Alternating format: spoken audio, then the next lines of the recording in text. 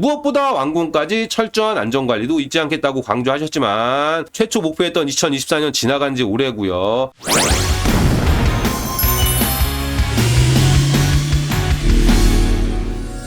오늘의 주제는 신안산선 붕괴입니다. 부재로 남 이야기가 아니다라고. 이게 무슨 다른 사고 현장에 났던 거 그냥 강 건너 불구경하듯 하는 얘기 아니고요. 저희 집 근처이기 때문에 저도 예민한 이슈입니다. 자, 신안산선 공사를 하다가 무너져서 사람까지 죽게 됐는데요. 이 공사는 안산 한양대에서 여의도를 오가는 노선이고요. 민자 50%, 정부지자체가 나머지 50%를 부담하는 민자 방식이고, 주 시공사는 포스코건설과 롯데건설 그리고 기타 은행들이 50대 50으로 해서 진행되는 사업이었습니다. 24년 개통을 목표로 착공했는데요. 건설사가 29년으로 완공을 연장해달라고 요청했지만 정부에서 26년 12월까지 공사를 마무리하라라고 해서 26년 12월 완공을 목표로 진행 중에 사고가 발생했습니다. 심지어 공사 현장에서 사망자가 있었던 많은 사건 사고들이 있었지만 이번 사건은 조금 다르다라고 봐야 될 것 같습니다. 뭐가 다르냐라고 한다면은 크게 보면 세 가지 문제가 있습니다. 대심도 공사라는 문제가 있고요. 투하치형 붕괴라는 게 있고요.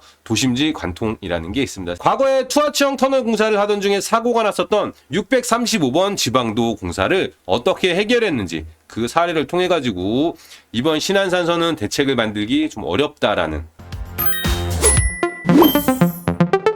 신안산선이 저희 집 근처에도 지나가거든요. 심지어 저희 아들이 다니는 체육센터는 신안산선 바로 위에 위치하고 있습니다. 자, 대심도 공사라는 문제가 있습니다. 대심도 공사라는 거는 깊은 곳에서 공사한다는 얘기인데요. 대부분의 지하철이 도로 아래로 지나갑니다. 실제 신안산선도 도로 아래로 지나는 구간이 상당 부분 있습니다. 하지만 대심도 공사를 하게 되면은 도로 아래만 지나가는 게 아니라 주택, 빌딩, 농지 이런 데 아래를 막 지나갈 수가 있습니다. 모르고 지나가면 좋은데 이렇게 사건이 벌어지고 나면은 모르는 게 마냥 약일 수는 없습니다. 실제 자기 발밑으로 지하철 공사 현장 현재 지나가고 있는 것입니다. 이것을 아는 많은 분들은 신안산선을 그래서 반대해 왔거든요. 반대해 왔는데 어쨌든지 간에 이런 반대에도 불구하고 공사는 진행이 되고 있고요. 신안산선 노선도인데요. 한양대에서 이렇게 많은 농지를 지나오는 구간 상관없습니다. 농지를 지나오다가 서울로 들어오게 되면은 이렇게, 이게 현재 신풍역 근처입니다. 신풍역 근처에서 안산선이 이렇게 주택을 지나가고 있어요. 물론 주택 사이로 지나가는 게 아니고요.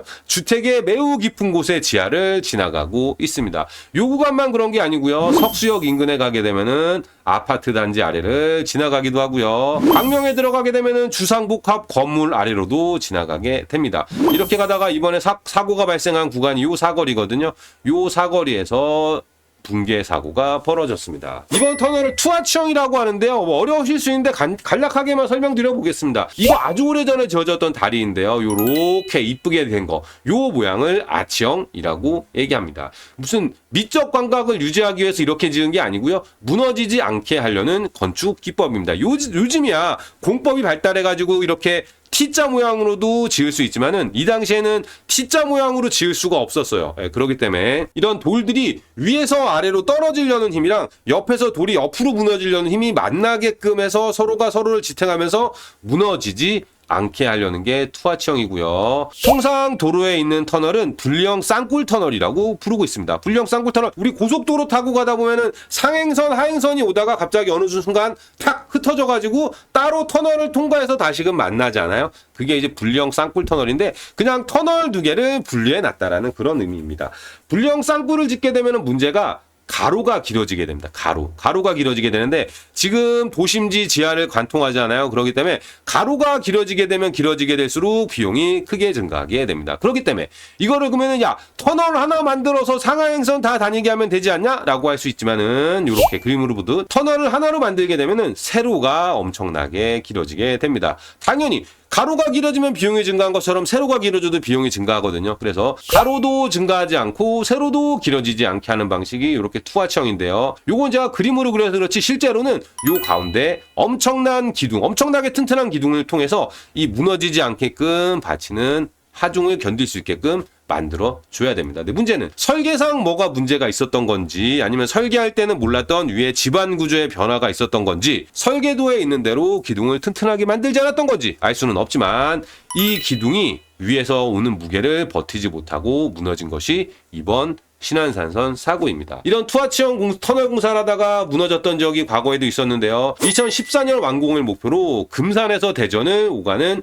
635번 지방도 공사입니다. 이렇게 위에 보시면 함몰부라고 보여주는 부분이 있는데요. 이렇게 여기 투하치형입니다. 터널이 있고 가운데 기둥이 있죠. 이 출입구가 무너진 게 아니라 터널 가운데가 푸석 주저앉아 버린 것입니다. 결국은 공기가 6년 늘어져서 2020년에 완공하게 됐고요. 사건 초기에는 추가 집안 조사를 생략한 채 공기에 쫓기다 발생한 건설사의 과실로 보여졌지만 법원의 최종 판단은 지질과 지형상의 문제로 시공사나 시행청 과오로 인정할 수 없는 불가항력적 사고라고 했습니다. 결국 공사가 6년 길어지면서 예산은 엄청나게 들어가서 피해를 본 사람들은 많이 있지만 책임을 져야 되는 사람은 없는 그런 일이 벌어졌습니다. 투하치형 공사를 하다가 무너졌던 635번 지방도 붕괴가 어떻게 수습됐는지 사진으로 살짝 보여드리겠습니다. 자, 요 사진을 보시면 요 다리가 635번 지방도입니다. 이렇게 가다가 산을 만났기 때문에 산에다가 터널을 뚫어서 지나가려는 계획이었는데 이 터널이 무너져 버렸잖아요. 그래서 현재 상태는 이렇게 변해져 있습니다. 터널이 있어야 할 자리에 터널이 없어지고 산이 있던 자리에 허공이 생겨버렸습니다. 이걸 이제 도로로 지나가다 보시면은 여기에 터널을 뚫어 지나가려고 했던 거거든요. 근데 터널이 무너져 버리니까 이렇게 위에 있던 산을 통째로 드러내 버렸습니다. 자, 그렇다면 이제 신안산선은 어쩌지 이런 생각을 할 수가 있는데요. 사실은 싱크홀이 이번 신안산선이 아니더라도 도심지에서 문제가 되고 있었습니다. 뭐 그냥 과학적으로 도심지 지하의 지하수의 흐름 때문에 바뀌었다라고 하는데 사실 싱크홀의 정확한 원인은 파악을 못하고 있는 수준이기 때문에 이번 신안산선 공사에 대한 해법을 제시하는 것도 쉽지 않은 상황입니다. 635번 지방도 같은 경우에는 안 되니까 그냥 위에 있던 산을 드러내버렸는데 신안산선은 어쩌죠 이제? 이거 지금 다 위에 아까 설명드렸던 것처럼 사람들이 살고 있거나 더 드러내기에 너무 깊은 곳에 가 있단 말이에요. 그렇기 때문에 이번 건은 공기가 늦춰지는 게 문제가 아니라 엄청난 예산이 추가로 들어가야 될 것 같습니다. 이게 사실 깊이 있게 살펴보진 않았지만은 뭐 금융 컨소시엄의 금융 비용을 어떻게 할지 이런 부분에 대한 논의는 아직 시작도 하지 않았지만은 비용부터 공법까지 난항이 예상된다라고 보여집니다. 안산에서 여의도까지 25분 만에 주파하기 위해서 컨소시엄을 구성해서 진행한 건데요. 최초 완공 목표 시점은 지나간 지 이미 오래고요. 이번 사고 직전 공정률이 53%였기 때문에 이번 공사가 언제쯤이나 완공이 될 것인지, 심지어 완공은 될 것인지, 완공이 안 된다면 뚫어놓은 터널은 어떻게 할 건지 진퇴양난인 상황입니다. 사실 이런 지하철 노선도가 확정되고 지하철역이 생기고 착공하는 게 정치적으로 엄청나게 좋은 이슈예요. 그렇기 때문에 많은 정치인들이 선거를 앞두고 일단 지하철역 만들어준다고 하고 예산 땡겨와가지고 일단 공사를 시작하면 사실은 거기서 정치인들이 하는 일은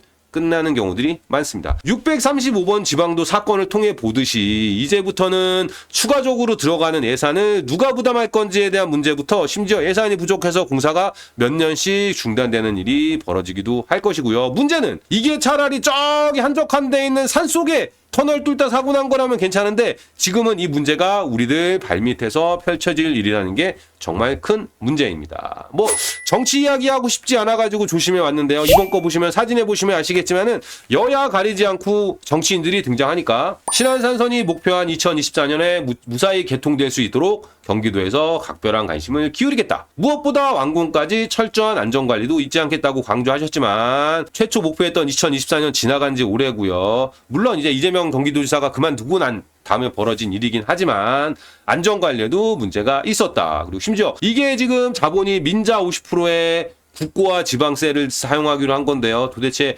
어느 지자체에서 돈을 얼마나 부담해야 될지, 만약에 여기 부담하게 되면은 다른 지자체 사업들을 못하게 되는 일이 벌어지거든요. 엄청나게 많은 국회의원 정치인들이 참여해서 박수치고 빵빠레 울리면서 착공할 때는 자기 얼굴을 알리러 나왔지만은 사건 사고가 나고 나서 내가 뭔가 잘못된 일을 벌였다고 인정하는 사람은 원래 아무도 없는 게 당연한 일입니다. 어쨌든 저희 집 바로 근처기도 하고요. 이 문제가 좀 깔끔하게 해결되길 바라는데 제가 생각했을 때 깔끔한 해법이 나오긴 어려울 것이라 생각됩니다.